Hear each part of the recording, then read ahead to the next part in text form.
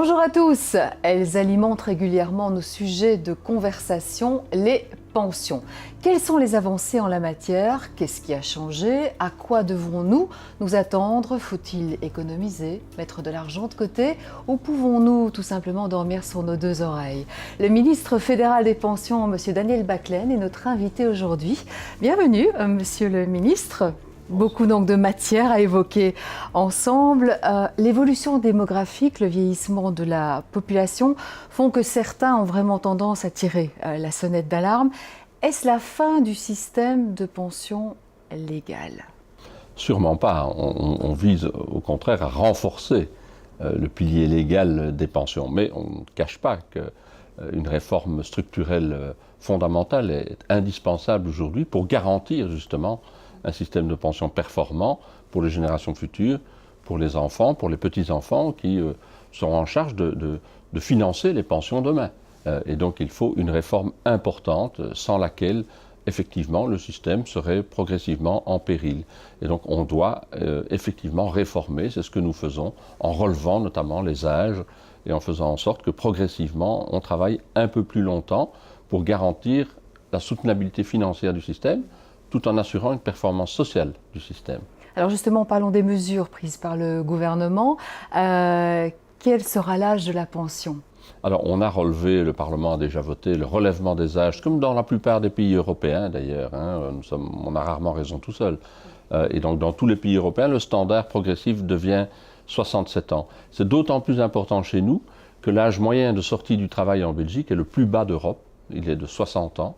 Alors que la moyenne européenne est de 63 ans. Et donc on doit rattraper progressivement ce handicap et faire en sorte que chacun travaille un peu plus longtemps pour relever l'âge moyen de sortie du marché du travail. Quelles autres mesures pourraient contribuer justement à conserver ce système de pension légale? D'autre part, on garantit aussi le pouvoir d'achat des pensionnés, parce qu'il y a 2 400 000 pensionnés dans notre pays. Il est important de garantir un pouvoir d'achat correct pour qu'ils puissent participer à la vie économique du pays, tout simplement.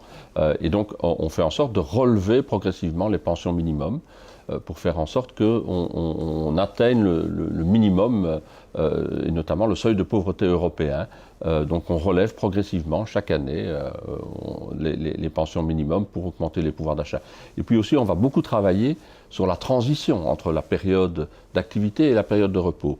Faire en sorte que ce soit plus flexible, plus souple, et que progressivement, on puisse instaurer ce qu'on appelle la pension partielle, c'est-à-dire que les gens puissent prendre partiellement leur pension, tout en continuant à travailler partiellement. Alors vous l'avez déjà dit, Monsieur le ministre, précédemment, la pension légale ne suffira plus, on en est bien tous conscients. Ça veut dire qu'il est nécessaire que chacun adapte ses économies, sa façon de vivre à l'heure actuelle, en pensant à l'avenir, en investissant dans des plans de pension complémentaires, par exemple? Oui, mais je n'irai pas jusqu'à dire que la pension légale ne suffira plus. Je pense que la pension légale doit être renforcée, c'est ce que nous faisons, mais que si l'on veut assurer un taux de remplacement, c'est-à-dire une pension correcte par rapport au dernier salaire, au salaire que l'on avait lorsqu'on travaillait à la fin de la carrière, il faut effectivement compléter cela pour avoir un niveau de vie plus important et donc favoriser, démocratiser, généraliser le deuxième pilier de pension, et donc les pensions complémentaires. Il y a encore beaucoup de personnes dans notre pays qui n'ont pas accès à la pension complémentaire. Elle est essentiellement le fait des salariés, et encore de seulement 2/3 des salariés. Il y a encore 1/3 de salariés qui n'ont pas de pension complémentaire. Il faut aussi le permettre pour les indépendants qui travaillent en personne physique, toutes les professions libérales. Le permettre aussi pour les contractuels de la fonction publique. Et aider les salariés qui actuellement n'ont pas accès à la pension complémentaire, de pouvoir leur donner la possibilité de le faire demain. Alors quel est le message que vous auriez envie de faire passer à nos amis téléspectateurs? C'est peut-être la notion de la valorisation du travail. Je pense qu'on doit progressivement, par le système de pension à points, harmoniser notre système, faire en sorte que dans les 3 régimes, indépendants, travailleurs salariés, travailleurs indépendants, progressivement on ait un socle commun, puisque les gens ont des carrières mixtes maintenant. Ils travaillent tantôt dans un régime, tantôt dans l'autre. Donc il faut harmoniser le régime. Il faut non seulement l'harmoniser, mais faire en sorte que progressivement le travail soit valorisé, c'est-à-dire qu'il y ait un lien plus fort entre la pension et le travail, entre la pension et la carrière. Ça, c'est à mon avis l'enjeu de la réforme globalement, et pour valoriser le travail et considérer que le travail, ce n'est pas une punition, que le travail, ce n'est pas la chose la plus horrible à laquelle il faille échapper le plus tôt possible.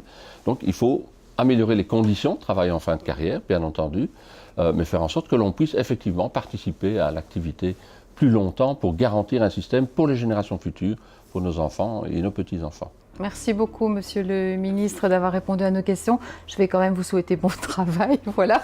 Merci à vous d'avoir suivi ce numéro de Z Pension. Je vous dis à très bientôt.